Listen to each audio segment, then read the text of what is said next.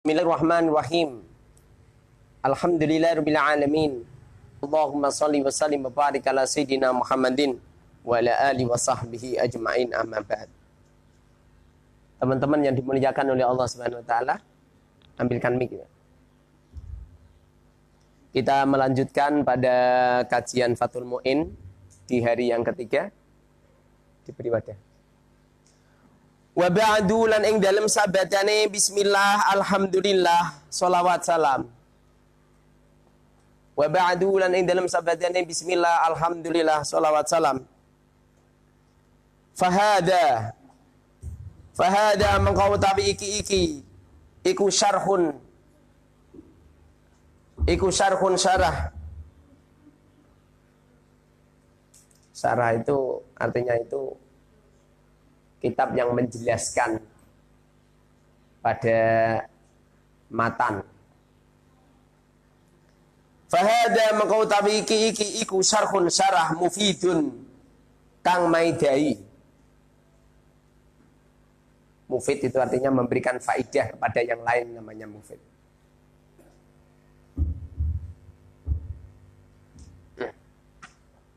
Mufidun kang maidai. Ala kitabi ing atase kitab ingsun. Al musamma kang den jenengi bi qurratil aini kelawan qurratil ain. Syekh Zainuddin itu beliau punya karya tulis namanya Qurratul Ain. Nah, Qurratul Ain ini membahas tentang fikih Syafi'i. Sudah menjadi tradisi para ulama zaman dulu. Ulama yang dulu itu kalau membuat karya tulis, kemudian karya tulis itu dijelaskan sendiri. Ini dalam rangka untuk apa itu? Mempermudah semuanya.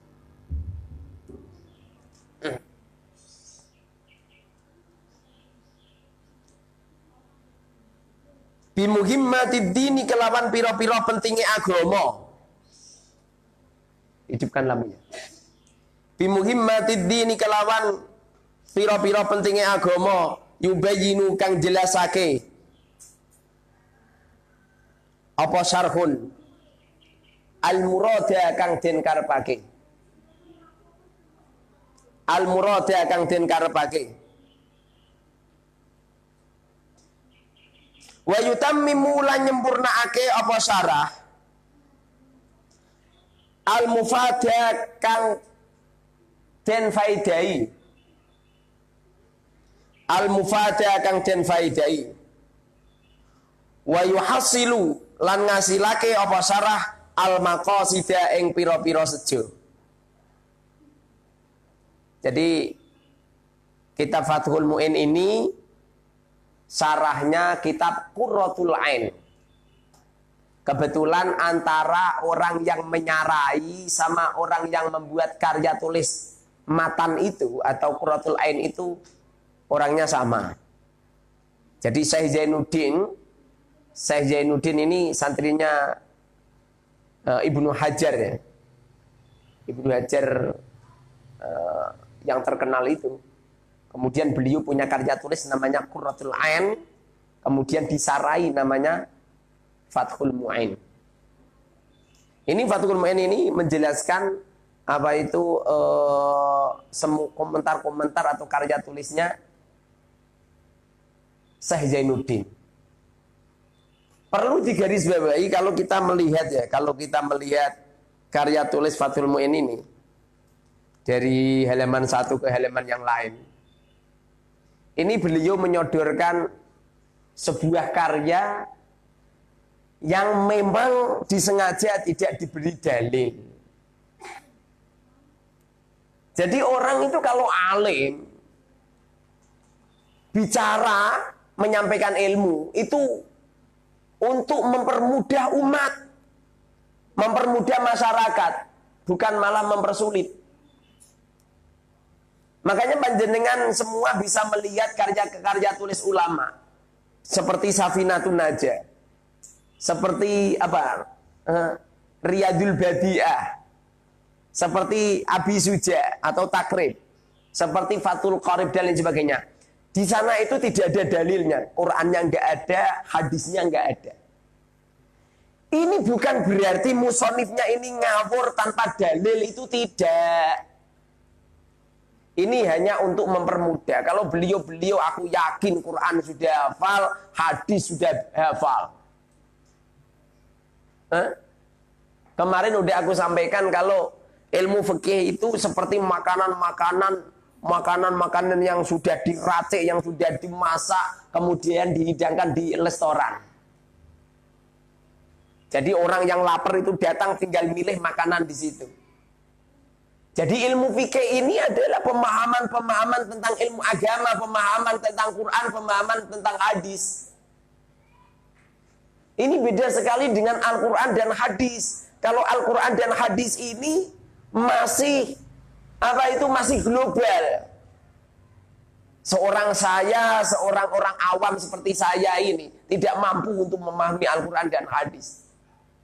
Sehingga romo yai saya, Asy-Syaikh Al-Alim Al-Allamah Syekhina Abdul Wahid Zudi dan juga para kiai-kiai lainnya, beliau mengatakan belajar itu fikih dulu. Belajar itu fikih dulu, jangan langsung Al-Quran, jangan langsung hadis. Kenapa bisa seperti itu? Sebab nanti kalau kita pahami Al-Quran dengan tarjamahnya, pahami hadis dengan tarjamahnya, kemudian ada sebuah pemahaman yang melenceng. Akibatnya ada orang mengatakan kain yang lembreh, yang melewati mata kaki, bagian daripada percikan api neraka. Kemudian mengharam-haramkan orang yang bajunya atau jubahnya atau celananya di bawah mata kaki diharam-haramkan. Ini gara-gara memahami hadis tanpa melihat fatwa ulama, tanpa melihat pemahaman tentang hadis itu. Padahal hadis tidak cuma satu. Hadis juga banyak. Kalau kita melihat di mustalahul hadis, ada hadis sahih, ada hadis hasan, ada hadis dhaif, ada hadis munkar, ada hadis maudhu, bermacam-macam itu hadis. Dan perawi sahabat ini pun banyak. Tidak cuma satu dua, ratusan sahabat meriwayatkan. Pernah suatu ketika Sayyidina Abu Bakar radhiyallahu anhu memakai baju, memakai jubah, jubahnya itu nyampe menutupi mata kakinya. Bahkan jubahnya nyampe nyeret-nyeret. Kemudian beliau tanya sama Rasul, "Ya Rasulullah, bagaimana ini ya Rasul?" Rasulullah mengatakan, "Tidak apa-apa." Ini bukti bahwasanya awal terjadinya Rasulullah melarang orang berpakaian yang melewati mata kaki itu berawal dari sebuah kesombongan. Biasanya tradisi orang Arab zaman dulu ya, orang itu kalau sudah bisa beli baju panjang kemudian nyampe nyeret-nyeret, kalau perlu bajunya itu nyampe di belakangnya itu ada yang membawakan. Jadi baju itu nyampe nyeretnya itu berapa meter itu, di belakangnya ada yang membawakan. Ini menjadi sebuah kebanggaan. Zaman dulu seperti itu. Sehingga kalau zaman sekarang kemudian ada orang yang celananya di bawah tumit, kemudian dikatakan haram, ya nanti dulu. Haramnya itu kalau sombong, kalau nggak sombong ya enggak. Lah yang dibahas itu bukan masalah pakaiannya, tapi yang dibahas adalah kesombongannya. Nah ini membutuhkan sebuah pemahaman yang detail.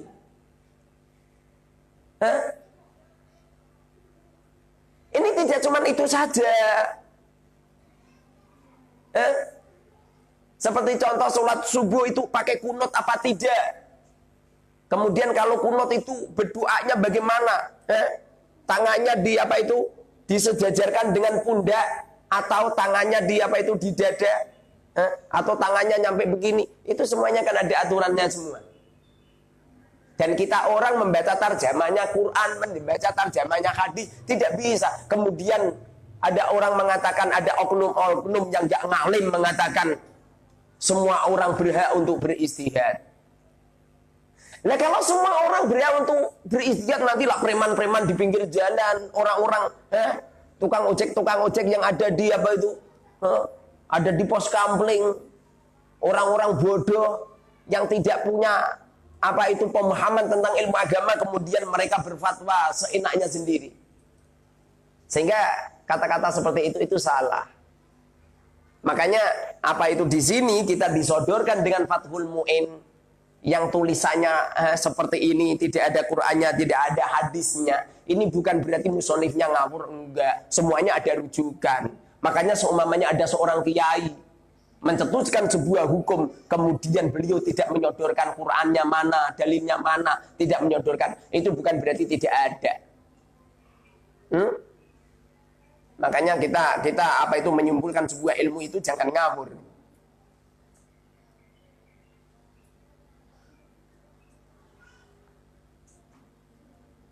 Wa yubarrizu lan ngetokake apa syarah al fawaida ing pira-pira faidah. Wa sammaitu lan jenengi sapa ingsun hu ing syarah bi fathil mu'ini kelawan fathil mu'in. Pembuka edat kang nulungi. Bisyarhi qurratil aini kelawan sarai qurratil ain. Qurrah itu artinya anteng, al-ain itu artinya mata. Mata yang telek-telek karena memahami apa? Memahami fikih, memahami pemahaman ilmu agama dengan baik. Rasulullah Shallallahu alaihi wasallam pernah bersabda, "May yuridillahu bi khairan yufaqihu fiddin." Bila mana Allah Subhanahu wa taala menghendaki seorang hamba dikehendaki menjadi orang yang baik, maka mereka dipahamkan dengan ilmu agama. Betapa kacaunya orang-orang kaya, betapa kacaunya orang-orang fakir, betapa kacaunya orang-orang alim, betapa kacaunya orang-orang bodoh berawal dari tidak paham mereka tentang ilmu agama. Makanya agama itu itu artinya tidak. Agama itu artinya kacau. Kalau ada orang ngaku-ngaku punya agama kemudian terjadi kekacauan pada dirinya, maka sesungguhnya agama mereka palsu. Makanya kalau kita melihat di Al-Quran, ara'aital ladzi yukadzibu biddin, apakah engkau pengen mengetahui siapa toh orang yang membohongi ini agama? Fadzalikal ladzi yad'ul yatim. Mereka itu adalah orang-orang yang mentelantarkan anak yatim. Mengherdik anak yatim, tidak punya kasih sayang kepada anak yatim. Mereka mencari anak yatim ke sana kemari gitu. Dikumpulkan di sebuah yayasan. Ujung-ujungnya mereka itu mencari sumbangan ke sana kemari, donatur ke sana kemari. Anak yatim piatunya itu tuh, anak yatimnya ini tuh. Makanannya ini naudzubillah summa naudzubillah min dzalik, jajannya ini satu hari kadang dijatah cuma 5.000. Sementara yang punya yayasan ini nyampe gemuk. Gelangnya rentep, mobilnya mewah, rumahnya megah. Kalau anak yatim piatunya nggak ada kesana kemari mencari, bahkan kalau ada yang bisa menghadirkan diberi apa? Diberi hadiah. Tapi setelah ada anak yatim piatunya, tidak punya kasih sayang kepada anak yatim piatu. Tapi naudzubillah summa naudzubillah min dzalik. Ibu yayasan, bapak yayasan makanannya di meja makan enak-enak, anak yatim piatunya itu makannya itu seperti naudzubillah summa naudzubillah min dzalik. Itu sudah diramal sama Allah Subhanahu wa taala. Orang yang agamanya bohong adalah mereka-mereka yang menelantarkan anak yatim. Orang tua seorang ibu di waktu ayahnya suaminya meninggal, semestinya ibu ini yang berhak untuk merawat. Dan apabila kita ini melihat anak yatim piatu, semestinya ya, kalau kita pengen pengen memberi santunan yatim piatu yang paling tepat itu mengawini ibunya. Jadi mengawini ibunya yang janda dikawin, kemudian anaknya dirawat yang baik, itu baru nyantuni anak yatim piatu. Bukannya nyantuni anak yatim piatunya dibawa ke yayasan, tidak bertanggung jawab, kemudian mamanya dinikah. Itu sudah diramal sama Allah Subhanahu wa taala. Orang yang agamanya bohong adalah mereka-mereka yang menelantarkan anak yatim. Orang tua seorang ibu di waktu ayahnya suaminya meninggal, semestinya ibu ini yang berhak untuk merawat. Dan apabila kita ini melihat anak yatim piatu, semestinya ya, kalau kita pengen memberi santunan yatim piatu yang paling tepat itu mengawini ibunya. Jadi mengawini ibunya yang janda dikawin, kemudian anaknya dirawat yang baik, itu baru nyantuni anak yatim piatu. Bukannya nyantuni anak yatim piatunya dibawa ke yayasan, tidak bertanggung jawab, kemudian mamanya dinikah. Banyak tuh sekarang nikah sama apa? Sama seorang perempuan, anaknya dititipkan sama bayi. Naudzubillah. Nah, ini namanya orang-orang yang membohongi ini agama. Wala yahuddu ala du'amil miskin, tidak pernah memikirkan nasibnya orang fuqara masakin, kira-kira fuqara masakin ini bisa makan apa tidak, mereka tidak pernah memikirkan sama sekali. Nah, ini kan apa itu butuh pemahaman ilmu agama. Jadi pada dasarnya kebaikan orang itu bukannya yang kaya ini mesti hebat, enggak. Yang miskin itu pahalanya banyak, enggak. Yang alim itu luar biasa, enggak. Yang bodoh itu naudzubillah, enggak. Yang menjadi tolak ukur kebaikan seseorang bukan masalah itu, tapi ilmu agamalah yang mengangkat seseorang yang tadinya hina menjadi mulia, yang tadinya tidak kenal kepada Allah kemudian kenal kepada Allah, yang tadinya tidak pernah melakukan amal-amal salih kemudian mereka melakukan amal-amal salih.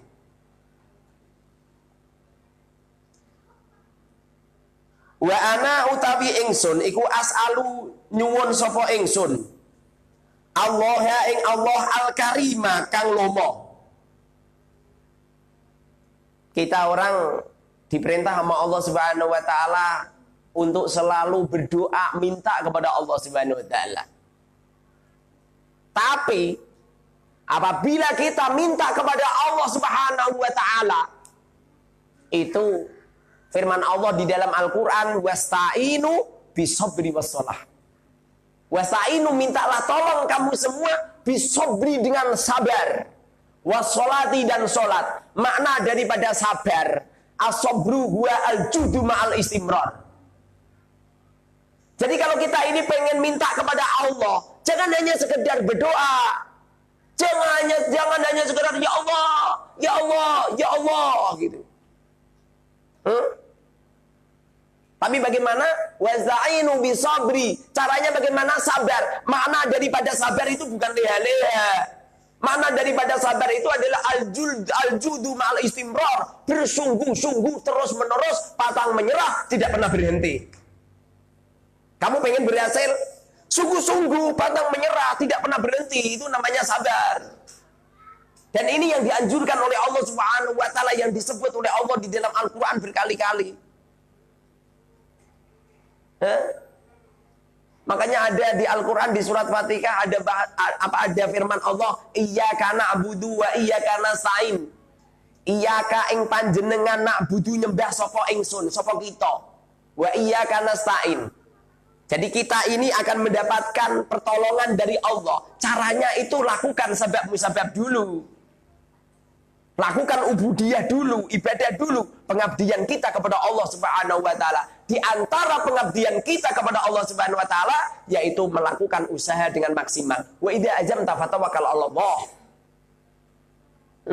Caranya seperti itu. Jadi lakukan sabab-musabab dengan sungguh-sungguh, wassalat dan solat menurut bahasa adalah doa. Jadi usaha tenanan kemudian berdoa. Makna daripada doa itu adalah apa? Doa itu adalah punya impian yang tinggi. Seperti contoh sampean begini, ya Allah, semoga tanamanku berhasil. Ini namanya punya impian yang tinggi. Ya Allah, semoga engkau masukkan kami di surga. Ini namanya punya impian yang tinggi. Nah, itu namanya doa menurut bahasa. Tapi kalau doa as-sholat menurut bahasa adalah doa. Tapi kalau as-sholat menurut istilah adalah melakukan sholat. Kalau kita pengen minta pertolongan kepada Allah Subhanahu wa taala, caranya adalah berusaha dengan sungguh-sungguh, pantang menyerah, tidak pernah berhenti dan lakukan sholat. Makanya Rasulullah itu kalau ada masalah, apalagi masalahnya besar, pasti beliau mengatakan salu, ayo sholat. Beliau mengatakan seperti itu. Jadi pada dasarnya Allah Subhanahu wa taala apabila menggendaki sama kita semua, maka kita dipahamkan ilmu agama. Ciri-ciri orang yang paham ilmu agama, maka tidak ada kekacauan di dalam hati dan pikiran. Kalau ada orang kacau terus, ada di grup kajian Fathul Mu'in, antara satu dan yang lain saling berdebat, antara satu dan yang lain saling menghina dan lain sebagainya. Ini orang-orang kacau ini. Kalau ada orang sudah kacau pikirannya, kacau hatinya, jelas ini orang nggak begitu beragama. Karena orang beragama ini adalah orang yang tidak ada kekacauan di dalam qalbu dan hatinya. Firman Allah Subhanahu wa taala di dalam Al-Qur'an, "Ala inna auliya Allah la khaufun 'alaihim wa lahum yahzanun." Ketahuilah sesungguhnya kekasih-kekasih Allah la khaufun, tidak ada rasa takut, walahum yahzanun, dan tidak ada rasa susah. Artinya di dalam hati dan pikirannya itu tenang, enak, nyaman.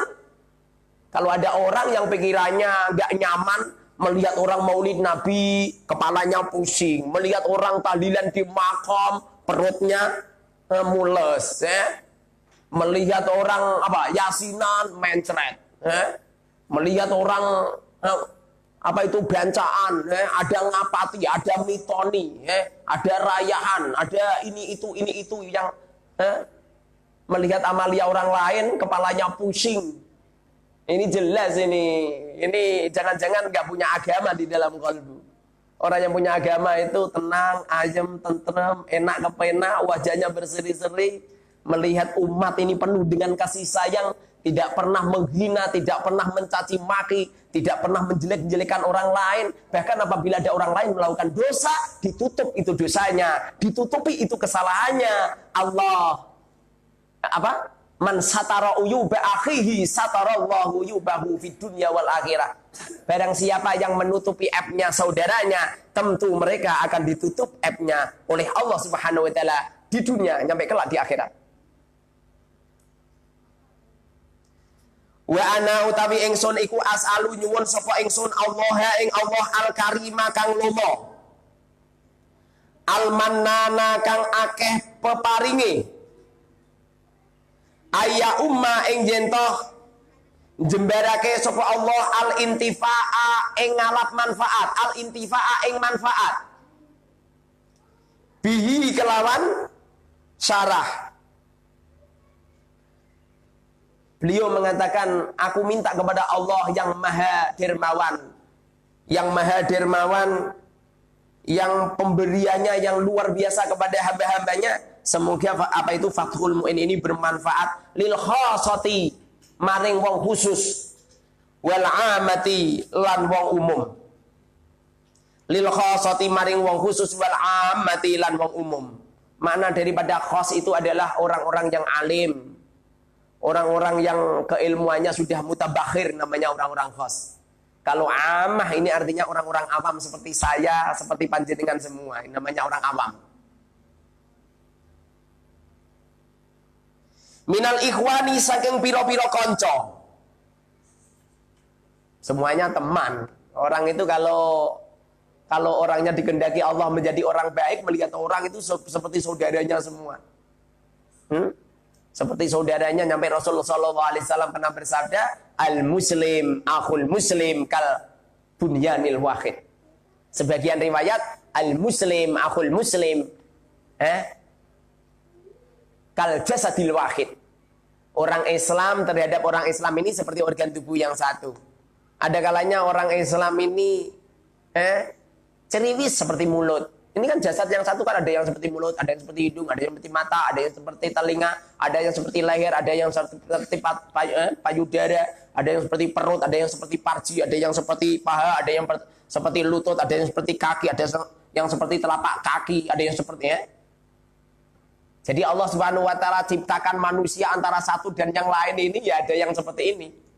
Di saat tangan kita ke depan, di sisi lain tangan kiri ke belakang. Di saat tangan kanan ke belakang, malah tangan kiri ke depan. Memang seperti itu. Di dunia ini tidak akan ada sebuah pendapat, kemudian pendapat itu nggak ada yang ngecam, itu nggak ada. Pasti itu. Kenapa bisa seperti itu? Ini adalah fadlun minallah. Ini adalah fadlul Gusti Allah, sehingga manusia ini tidak mudah mereka mengutik-ngutik ini agama, kemudian membuat syariat, membuat bid'ah, membuat pembaruan-pembaruan agama yang kadang-kadang kita semua ini lengah. Memang benar Membaca sholawat pahalanya melimpah. Ya enggak? Membaca sholawat pahalanya melimpah. Kemudian di saat ada orang membaca sholawat, semisal membaca sholawat, bajunya melepet-melepet, kemudian subhanallah, pahanya diperpamerkan, payudaranya hampir mencotat di panggung baca sholawat. Salatullah, salamullah, gitu loh. Dengan lantunan sholawat yang bagus, sementara ada kemungkarat. Kemudian ada orang-orang yang ditakdirkan sama Allah untuk mengecam. Makanya jangan heran, semisal ya, ada orang Nahdiyin, ada orang Nahdlatul Ulama punya pendapat A, kemudian dari sana semuanya mengecam. Ya wajar, nggak usah pusing-pusing. Itu adalah kehendak Allah Subhanahu wa Ta'ala. Semuanya itu adalah liyabluwakum ayyukum ahsanu amala. Dalam rangka apa? Dalam rangka supaya kita lebih teliti lagi, dalam rangka supaya kita lebih jeli lagi, dalam rangka kita semakin hati-hati, semakin pengen ke sana ada yang ingatkan, ke sana ada yang ingatkan, ke sana ada yang ingatkan. Kemudian kita diberi otak sama Allah Subhanahu wa Ta'ala, kemudian kita berpikir bisa memilih mana yang baik dan mana yang salah. Ya enggak? Di waktu ada maulidun Nabi, di waktu ada pengajian, di sana dibacakan sholawatun Nabi. Di tengah-tengah hiruk pikuk banyaknya orang, di tengah-tengah lapangan. Kemudian ada para kiai yang mimpin di tengah-tengah komunitas itu. Di saat lantunan sholawatun Nabi dibaca, kemudian ada beberapa orang yang yang melakukan mungkarat. Membaca sholawat dengan bajunya dilepas karo jogetan gitu loh.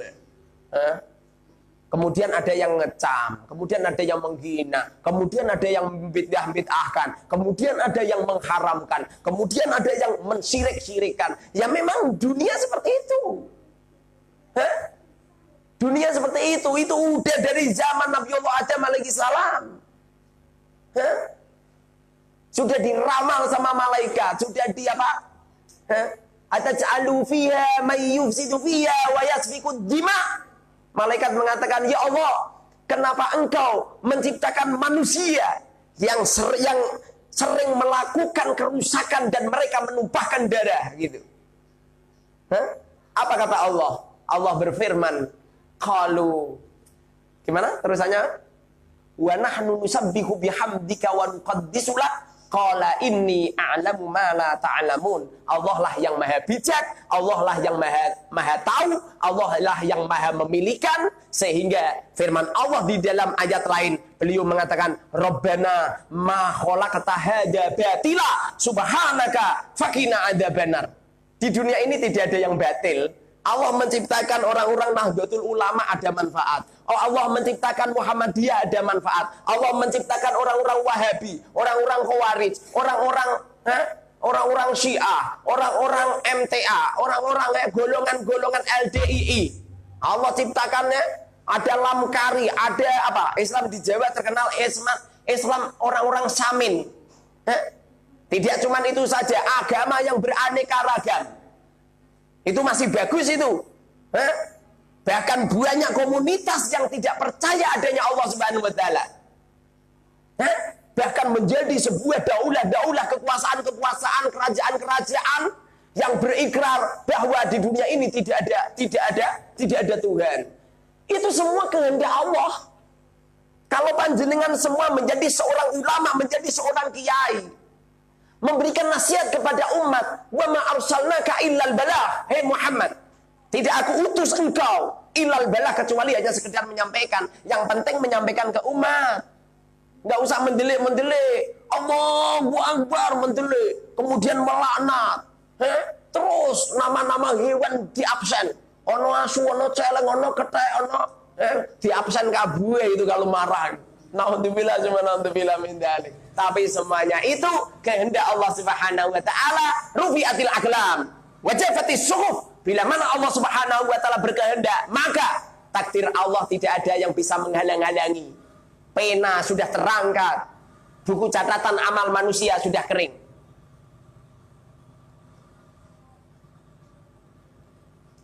wa ayyuskinani wa ayyuskina lan yentoh manggonake ni ing ingsun bihi sebab sarah bihi sebab fathul muin al firdausa ing swarga firdaus.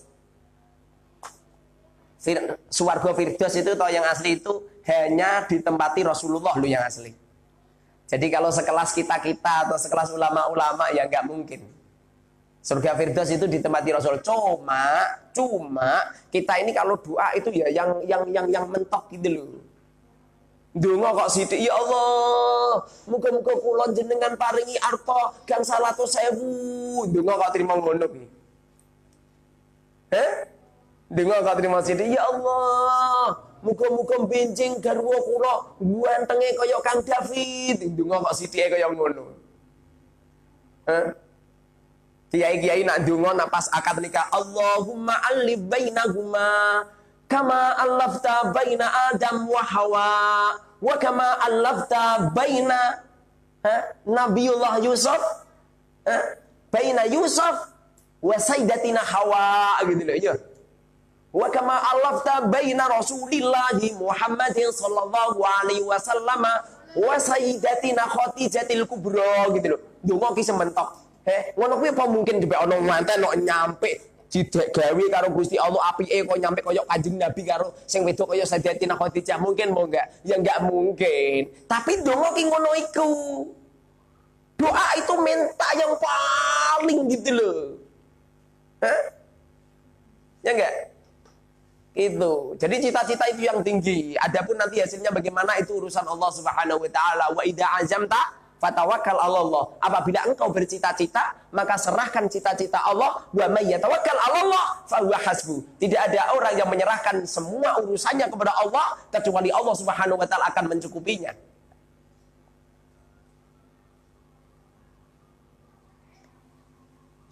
Fi daril amani ing dalem omah aman. Omah aman ya swarga itu. Kalau masih hidup di dunia ya pasti ada sesuatu yang apa?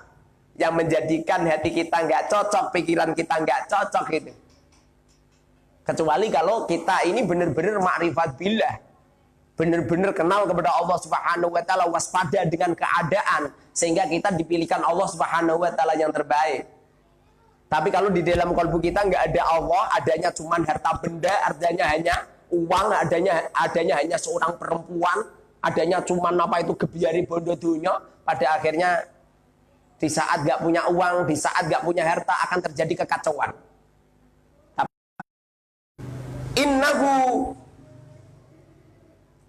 Innahu akramu karimin wa arhamu rahimin. Innahu teman sedune Allah iku akramu karimin, luweh lomo-lomone dat kang lomo.